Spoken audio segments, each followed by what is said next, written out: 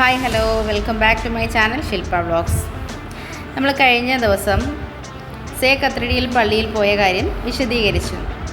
ഇന്നത്തെ വീഡിയോയിൽ cent Augustine ടവറിൽ പോയ വിശേഷങ്ങളാണ് ഞാൻ പങ്കുവയ്ക്കുന്നത്. ഗോവയിലെ ഇങ്ങനെയുള്ള ടൂറിസ്റ്റ് പ്ലേസുകളുടെ ചരിത്രവും ഞാൻ ഈ വീഡിയോയിലൂടെ പങ്കുവയ്ക്കുന്നതാണ്. ബേസിലിക്ക ബൂം ജീസസ് പള്ളിയിൽ നിന്നും 9 മീറ്റർ അകലെ മാത്രമാണ് ഈ സെൻറ്റ് അഗസ്റ്റിൻ ടവർ സ്ഥിതി ചെയ്യുന്നത്. ഇവിടെ പാർക്കിങ്ങിന് ഫീസൊന്നുമില്ല കേട്ടോ. ഇവിടെ വഴിയരികിൽ തന്നെ പാർക്ക് ചെയ്തിരിക്കുകയാണ്. വാഹനങ്ങളൊക്കെ അവിടെ പാർക്ക് ചെയ്തിട്ടുണ്ട്. ഇവിടെ മൊബൈൽ ക്യാമറയ്ക്ക് പ്രശ്നമില്ല, പക്ഷേ മറ്റേ സാധാ ക്യാമറയ്ക്കും പിന്നെ വീഡിയോഗ്രാഫിയൊന്നും ഇവിടെ അലൗഡ് അല്ല. സെൻറ്റ് അഗസ്റ്റിൻ ടവർ എന്ന് പറഞ്ഞപ്പോൾ ഞാൻ ആദ്യം വിചാരിച്ചിരുന്ന ഒരു ടവർ ആയിരിക്കും എന്നാണ്. ഒരു ടവർ നമ്മളെല്ലാം ലൈറ്റ് ഹൗസ് പോലത്തെ ടവറുകളൊക്കെയാണ് എൻ്റെ മനസ്സിൽ വന്നത്. പക്ഷേ ഇതൊരു പള്ളിയായിരുന്നു എന്നും ഇത് പൊളിഞ്ഞു വീണതായിരുന്നു എന്നും ഞാൻ ഇവിടെ വന്നതിന് ശേഷമാണ് എനിക്ക് മനസ്സിലാക്കാൻ കഴിഞ്ഞത്. അതിൻ്റെ ഒരുപാട് അവശിഷ്ടങ്ങളൊക്കെ ഉണ്ടായിരുന്നു. സാധാരണ പോർച്ചുഗീസുകാരുടെയും ഇംഗ്ലീഷുകാരുടെയും ഒക്കെ ബിൽഡിങ്സ് എല്ലാം നല്ല സ്ട്രോങ് ആയിരിക്കും. ഇതെന്തുകൊണ്ട് ഇങ്ങനെ പൊളിഞ്ഞു പോയി എന്നുള്ള ഒരു ക്വസ്റ്റ്യൻ എൻ്റെ മനസ്സിൽ തന്നെ കിടക്കുമായിരുന്നു. കാരണം ഇതിന് മുമ്പേ തന്നെ കൺസ്ട്രക്ട് ചെയ്തായിരുന്നു ബൂം ജീസസ് ബേസിലിക്കയും സേ കത്തീഡ്രൽ ചർച്ചും എല്ലാം ഇതിനേക്കാൾ ഒരുപാട് മുമ്പേ കൺസ്ട്രക്ട് ചെയ്തതാണ്. ഏകദേശം ഒരു 90 വർഷങ്ങൾക്ക് ശേഷമാണ് സെൻറ്റ് അഗസ്റ്റിൻ ചർച്ച് കൺസ്ട്രക്റ്റ് ചെയ്യപ്പെട്ടിട്ടുണ്ടായിരുന്നത്. പിന്നീട് ചരിത്രങ്ങളിൽ നിന്നാണ് ഇതിൻ്റെ പതനം എങ്ങനെയായിരുന്നു സംഭവിച്ചത് എന്ന് മനസ്സിലാക്കാൻ കഴിഞ്ഞത്.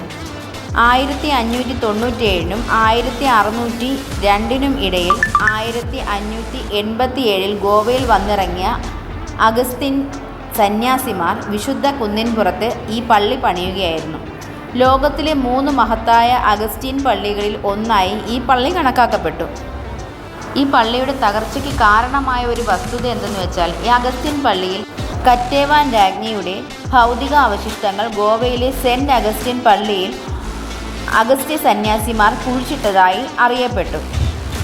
തുടർന്നാണ് ഗോവയിലെ പോർച്ചുഗീസ് സർക്കാരിൻ്റെ പുതിയ അടിച്ചമർത്തൽ നിയമങ്ങൾ പ്രകാരം ഗോവയിലെ നിരവധി മതവിഭാഗങ്ങളെ ഒഴിപ്പിക്കാൻ തുടങ്ങി. 1835 പള്ളിയുടെ ഭാഗങ്ങൾ തകർക്കപ്പെട്ടു. അതിനുശേഷം 1842 വരെ അഗസ്റ്റിൻ സന്യാസിമാർ പൊരുതിയെങ്കിലും 1842 പള്ളി അവർക്ക് ഉപേക്ഷിക്കേണ്ടി വന്നു. തുടർന്ന് അവഗണന കാരണം 1842 പള്ളിയുടെ നിലവറ തകർന്നു വീണു. താമസിയാതെ ആരാധനാ കേന്ദ്രം തകർന്നു. 1871 പള്ളിയിൽ സ്ഥാപിച്ചിരുന്ന മണി ടവറിൽ നിന്നും പഞ്ചമിലെ Our Lady of the Immaculate Conception പള്ളിയിലേക്ക് മാറ്റി. അത് ഇന്നും അവിടെ നിലകൊള്ളുന്നുണ്ട്. 1931 പള്ളിയുടെ മുൻഭാഗവും ഗോപുരത്തിൻ്റെ പകുതിയും തകർന്നു വീണു. 1938 ആയപ്പോഴേക്കും മറ്റു മിക്ക ഭാഗങ്ങളും തകർന്നു. നിലവിൽ ഗോപുരത്തിൻ്റെ പകുതി മാത്രമേ അവശേഷിക്കുന്നുള്ളൂ. ഇത് ഗോവയിലെ ഏറ്റവും കൂടുതൽ ആളുകൾ സന്ദർശിക്കുന്ന വിനോദസഞ്ചാര കേന്ദ്രങ്ങളിൽ ഒന്നാണ്. അന്നത്തെ പോർച്ചുഗീസ് സർക്കാരിന് കണ്ടെത്താൻ കഴിയാത്ത കത്തേവാൻ രാജ്ഞിയുടെ ഭൗതിക അവശിഷ്ടങ്ങൾ 2008 ഓൾഡ് ഗോവയിലെ തകർന്ന സെൻറ്റ് അഗസ്റ്റിൻ ചർച്ചിലെ സമുച്ചയത്തിൽ നിന്നും കിട്ടി. ആ അവശിഷ്ടങ്ങൾ ജോർജിയൻ സർക്കാരിന് 2021 ജൂലൈ 10 കൈമാറി. 400 വർഷം പഴക്കമുള്ള ഈ അവശിഷ്ടങ്ങൾ സെയിൻറ്റ് കറ്റേവാൻ രാജ്ഞിയുടേതാണെന്ന് തിരിച്ചറിഞ്ഞു. ഇപ്പോൾ പലർക്കും ഒരു സംശയം ഉണ്ടാവും, ഇതെങ്ങനെ ഇവിടെ എത്തിയെന്ന്. ആ സംശയത്തിനുള്ള ഉത്തരമാണ് 1614 കിഴക്കൻ ജോർജിയയിൽ സ്ഥിതി ചെയ്തിരുന്ന ഖദേദി രാജ്യത്തെ പേർഷ്യൻ ചക്രവർത്തി പിടിച്ചടക്കി. തുടർന്ന് രാജ്ഞിയെയും 2 ആൺമക്കളെയും ബന്ദികളാക്കി മതപരിവർത്തനത്തിന് പ്രേരിപ്പിച്ചു.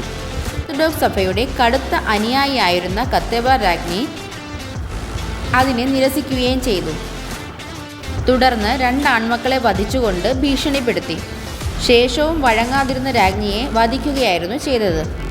അവരുടെ മരണശേഷം രാജ്ഞിയുമായി അടുത്തു ബന്ധമുള്ള സന്യാസിമാർ അവരുടെ അവശിഷ്ടങ്ങൾ കുഴിച്ചെടുത്ത് ഗോവയിലെ സെൻറ്റ് അഗസ്റ്റിൻ ചർച്ചിലേക്ക് കൊണ്ടുവരികയാണ് ചെയ്തിരുന്നത്. അങ്ങനെയാണ് രാജ്ഞിയുടെ മൃതദേഹം അവിടെ എത്തിയത്. എന്തായാലും ഗോവയിൽ പോയതുകൊണ്ട് ഇത്രയും അറിവുകൾ നമുക്ക് കിട്ടി. ഈ പുരാതനമായ പള്ളിയിൽ ഇത്രയും അധികം ചരിത്രങ്ങൾ ഒളിഞ്ഞു കിടക്കുന്നതാണെന്ന് ഇവിടെ വരുന്നത് വരെ എനിക്കറിയില്ലായിരുന്നു. സമയം ഏകദേശം 5:30 മണിയോട് അടുത്തിരിക്കുകയാണ്. നമ്മളിനി ഇവിടെ നിന്ന് അടുത്ത പ്ലേസിലേക്ക് പോകാൻ തയ്യാറെടുക്കുകയാണ്. ഇന്നത്തെ എൻ്റെ വീഡിയോ ഇഷ്ടമായിട്ടുണ്ടെങ്കിൽ ലൈക്ക് ചെയ്യുക, ഷെയർ ചെയ്യുക, സപ്പോർട്ട് ചെയ്യുക. താങ്ക്